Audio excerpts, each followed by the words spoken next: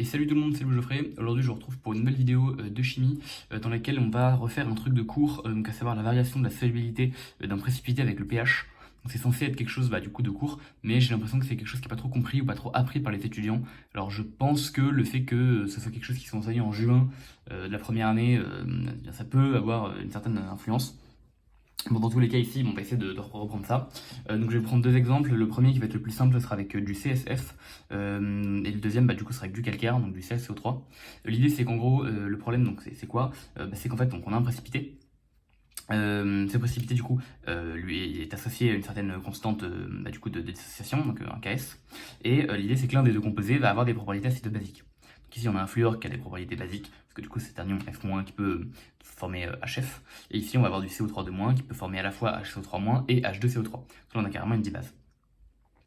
L'idée c'est que donc on peut se douter un petit peu que du coup en fonction du pH on va avoir une solubilité qui va être plus ou moins accrue parce que typiquement si je prends l'exemple par exemple de CSF, si jamais je me mets en milieu très acide, du coup mon précipité va se dissoudre, il va former CS et enfin CS plus et F-, et ensuite F-, comme il va se transformer en HF, je vais venir en fait consommer l'un de mes deux ions, et donc du coup je vais avoir rupture de l'équilibre associé à KS, et donc je vais dissoudre encore un peu plus mon précipité. Donc on peut voir par exemple ici avec une sorte de enfin c'est même carrément là le châtelier, que du coup je vais avoir beaucoup plus de solubilité en milieu acide qu'en milieu basique, et c'est un petit peu ce qu'on va essayer de quantifier. Donc rapidement, imaginons que d'abord on se situe avec une espèce qui, eh bien, imaginons que d'abord on n'ait aucune dépendance acide-basique. Donc je vais commencer par prendre l'exemple de CSF parce que c'est le plus simple des deux. Imaginons donc que F- n'ait pas de propriété acide-basique. Bon, du coup, l'équation de dissolution, elle est plutôt simple, hein. On a un CSF qui va bien donner du F- et du CS+. Les deux sont aqueux, bien sûr. Si jamais on écrit du coup un rapide tableau d'avancement, du coup, à l'état initial, on va avoir une certaine quantité de CSF. À l'état final, on considère évidemment qu'il reste du solide pour qu'on puisse avoir l'équilibre KS, hein, parce que du coup, si jamais on n'a plus de précipité, on n'a pas atteint saturation de la solution. Donc, bien sûr, KS, enfin, du coup, l'égalité, la loi d'action des masses n'est pas vérifiée. Et donc, du coup, ici, qu'est-ce qu'on met? Je considère qu'on a une solution de volume V. Solution volume V. Et du coup, on va donc noter la concentration en ion fluorure. On va la noter S. Du coup, la quantité de matière totale, c'est SV. De même, du coup, pour la concentration en ion césium, du coup, par stoichiométrie. Du coup, ici, on se trouve avec du S moins SV. Du coup, on a donc bien S qui va être égal à la concentration en F-, et qui va être égal à la concentration en CS+.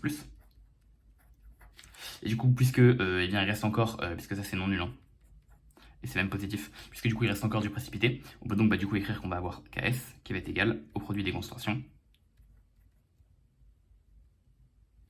Et il suffit alors juste de voir que ça vaut S carré, et donc du coup on en déduit directement que S c'est égal à racine de KS. Alors mes trucs sont pas homogènes, il faudrait que j'ajoute ici un C0, et ici il faudrait que je divise par C0 carré. Bon, c'est pas méga important, si vraiment vous êtes puriste vous les mettez, perso je les mettais, mais c'est pas le plus grave. Donc voilà, donc là on voit que le problème est comme ça très facile. Maintenant imaginons que du coup F- ait un rôle acide basique, donc en fait c'est la réalité. Techniquement il faudrait prendre en compte une deuxième équation, c'est-à-dire du coup la réaction de F- avec l'eau, c'est dans une solution aqueuse. Donc du coup ça me donnerait F- plus H2O, qui donnerait du HF et du OH-. Alors bon là c'est un peu compliqué enfin c'est pas aussi évident de trouver la constante d'équilibre de la réaction. En fait la constante d'équilibre de la réaction ça va être égal à KE sur KA. Donc KA c'est la constante d'acidité du couple HF-. Pourquoi? Parce qu'ici on voit que d'habitude KA c'est défini pour HF qui réagit avec H3O+, alors que là on a fait réagir F- avec de l'eau. Bon on a rajouté KE, bon voilà. Tiens je vous laisse aller revoir l'acide basique, c'est pas méga clair pour vous mais c'est pas méga dur. Et bon du coup si on essaie de faire un tableau d'avancement, alors en fait on voit que c'est compliqué parce que du coup ici on a un excès. Là on a SV, alors du coup on a envie de dire qu'à l'état final on va avoir du SV moins X, et que là on va donc de nouveau avoir de l'excès, que là on va avoir X et que là on va avoir X. Ouais, sauf que du coup on voit que c'est relou.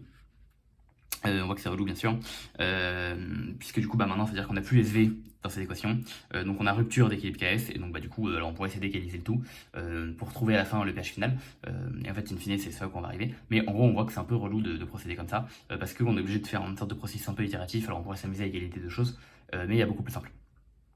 Et c'est justement cette méthode beaucoup plus simple que j'aimerais essayer de montrer ici. Parce que, bon, je pense qu'on arrive à s'en sortir en faisant un processus un peu itératif et en égalisant des trucs, mais dans les faits, il n'y a pas beaucoup plus simple en fait.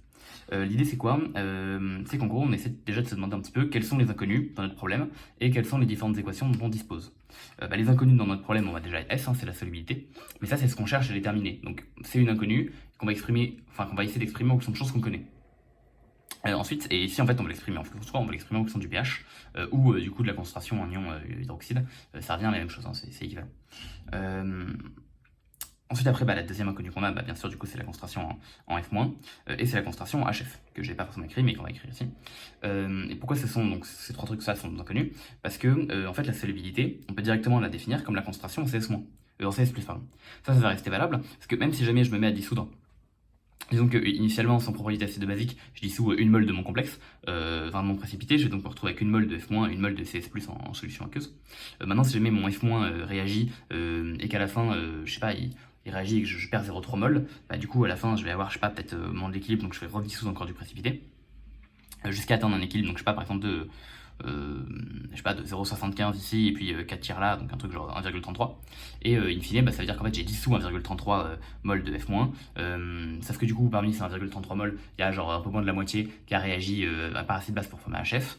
Et du coup il me reste encore par contre 1,33 mol de CS-, de CS+, qui n'ont pas du tout réagi. Et du coup en fait on voit que la solubilité, donc la quantité de matière totale qu'on aura dissous, c'est bien SV, c'est toujours SV, hein, et du coup c'est bel et bien égal en fait à la concentration en CS+, fois le volume, donc la quantité de matière de CS+, qu'on a dissous. Ok, donc du coup tout ça pour dire que la première équation qu'on a, donc c'est celle-ci. Et ensuite, après du coup parmi les autres inconnus qu'on a, donc on va avoir la concentration en HF et la concentration en F-. Et l'idée c'est que du coup on aimerait bien en fait venir dégager ces deux expressions. En tout cas, c'est deux concentrations qu'on ne connaît pas dans l'expressivité de S. Et en fait, on va pouvoir le faire parce que du coup, on a deux équations. On a l'équation de KS et on a l'équation acido basique. L'équation de KS, du coup, c'est celle-ci. Donc là, on voit qu'on va pouvoir faire apparaître du F-. Et ensuite, du coup, la deuxième équation qu'on a, ça va être du coup l'équation Ka qui va nous dire que c'est globalement égal à la base sur l'acide. H, du coup, c'est la concentration en H3+1. Ok, du coup à partir du moment où on a ça, en fait on voit qu'on va pouvoir sortir. Et il reste une dernière idée qui est intéressante à avoir, c'est du coup l'idée de la conservation de matière en fluor. Donc c'est-à-dire que tout le fluor qu'on a dissous, il est soit sous forme F-, soit sous forme HF. Et du coup vraiment, le truc dont il faut se souvenir, c'est ça.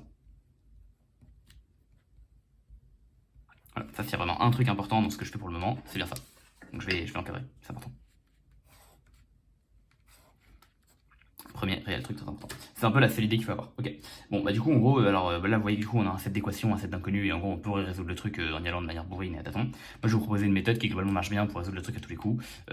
Sachez, voilà, donc c'est en gros ce que je vais vous proposer. Donc, en gros, l'idée première, c'est quoi?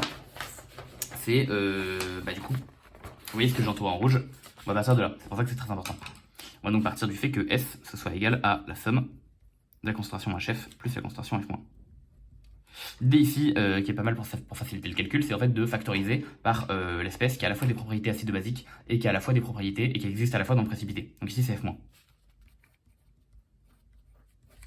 Comme ça on obtient 1 plus HF sur F-. À partir de là, du coup, on voit qu'on a deux termes à dégager. On a le premier terme ici qui est en F-, et le premier terme ici qui est en HF sur F-. Bon, du coup, le premier terme ici en F-, on va le dégager avec le KS. Pourquoi? Parce qu'on cherche un terme qui fait intervenir que F-. Bon, parmi les équations qu'on a ici, la seule qui fait intervenir que F-, c'est KS. Alors ça fait intervenir CS+, mais CS+, c'est relié à S, donc en fait ça nous convient bien. Et ce terme-là qui fait du coup intervenir HF, en fait on voit que le seul terme qu'on a qui fait intervenir HF, c'est Ka. Et en même temps, en plus on voit que c'est le rapport HF sur F- qui fait intervenir K, donc on est vraiment super content. Donc ici on voit que HF sur F-, alors c'est H sur K. Et du coup ce terme-là, ça va être du KS sur S. Donc H sur K. Ok, du coup, il suffit juste de multiplier par S une matière racine. Et donc on obtient que S est égal à KS, facteur de 1 plus H sur K, le tout à la racine. Ok, alors encore une fois, on pourrait s'amuser à mettre des petits C0, machin, bon, on va pas le faire. Ce qui est intéressant ici, bien sûr, de voir, c'est que du coup, si jamais on a H qui tend vers 0, donc on se situe à pH très basique, on retrouve en fait du coup un F- qui va quasiment pas réagir par acide base, et donc on retrouve un S qui vaut racine de KS, donc on arrive bien à retrouver ça. Et on voit sinon que globalement, du coup, plus H augmente, donc plus on se met en milieu acide, plus on va avoir une augmentation de la solubilité. Et on voit que le tout, du coup, c'est lié à Ka. Donc c'est-à-dire que là, en fait, on va venir comparer la concentration en H3 plus à Ka. Et c'est plutôt ce à quoi on aurait pu s'attendre. Puisque du coup, un milieu acide ou un milieu basique, en fait, qu'est-ce que ça vaut pour F-? En fait, ça va dépendre du pKa de HFF-. Typiquement, si vous placez à pH 8, et en fait, ça restera un milieu très basique pour HFF-, parce que le pKa il est vers 2, quoi. Je rappelle bien sûr qu'on a ça et qu'on a ça. Donc ce terme-là, en HF sur K, peut se écrire 10 puissance pK moins pH. Ok. Bon, maintenant qu'est-ce qui se passe du coup? Donc ça c'est vraiment un truc qui est pas très dur. Et je vous invite donc vraiment à essayer de retenir cette mini méthode. Je vais rapidement l'appliquer au calcaire. En plus comme ça c'est pratique. Le calcaire c'est un truc un peu de culture générale de savoir que ça se dissout en milieu acide.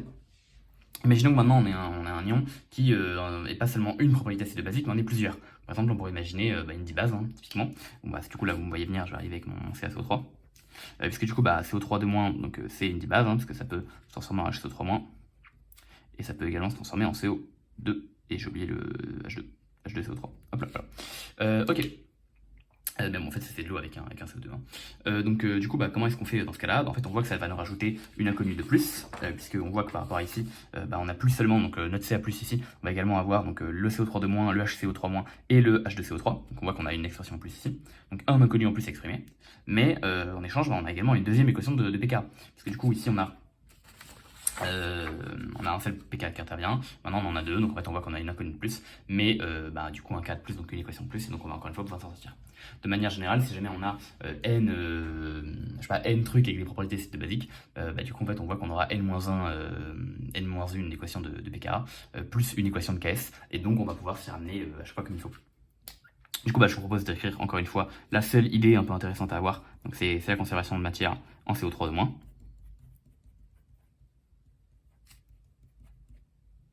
Hop, j'ai encore plus du H2. Ok. Du coup, de la même manière, donc on factorise par l'espèce qui a à la fois des propriétés acides basiques et qui est présente dans le précipité.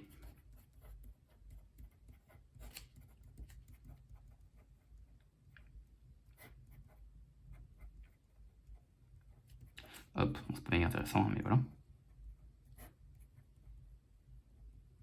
Ok. Du coup, ces termes-là, encore une fois, on va venir l'exprimer assez facilement avec du coup Ks, donc sur la concentration en calcium, donc à savoir du coup Ks sur S. Ok, parmi ce qui est à l'intérieur ici, ça du coup on voit qu'on va avoir, donc alors bon là ça dépend quel K j'appelle pourquoi, mais du coup ici on voit qu'on va avoir entièrement H sur a priori Ka1, si j'appelle Ka1, le pKa qui est lié donc au couple HCO3-, CO3-, et si j'appelle Ka2, le K lié au couple du coup H2CO3, HCO3-. Du coup ici, alors bon c'est un peu plus compliqué, mais en gros là on va avoir du H carré sur K1, K2. Vous pouvez vous en convaincre en multipliant en haut et en bas par la concentration en HCO3-, et du coup là d'un côté vous reconnaissez exactement ce qu'on a là, parce qu'on va avoir du HCO3- sur du CO3-, donc on aura du H sur K1, et de l'autre côté on aura la même chose mais en ayant transposé d'un couple acide basique, donc on aura du H sur K2. On va obtenir ça. Et du coup in fine on obtient donc S qui va valoir Ks, encore une fois facteur de 1 plus H sur K1 plus H carré sur K1, K2, le tout à la racine. Donc encore une fois, on va faire les mêmes remarques que tout à l'heure. Si on est en milieu très acide, très acide, ça veut dire quoi? Ça veut dire que H est très petit devant K1 et que H carré est très petit devant K1, K2. Du coup, on va se retrouver avec globalement F qui vaut la racine de Ks. C'est-à-dire comme si la probabilité acide basique n'existait pas. Si jamais à l'inverse, on trouve avec un S très grand, un H pardon très grand, donc un milieu très acide. Encore une fois, très acide devant quoi? Devant K1, K2. On voit qu'on va se retrouver avec globalement S qui est proportionnel au pH. Bon voilà, donc on peut se retrouver avec un peu tout ça. Globalement, les termes intéressants à comparer, c'est ces trois termes-là. Et globalement, le régime basique, ça va être quand H est très petit devant K1.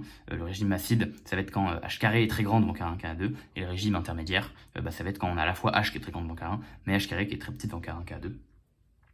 Bien sûr, puisque du coup plus l'acide est fort, plus K est grand, donc ici bien sûr H sur K peut être grand, H sur K1 peut être grand, avec H sur K2 qui est petit, et donc H carré sur K1, K2 qui est petit.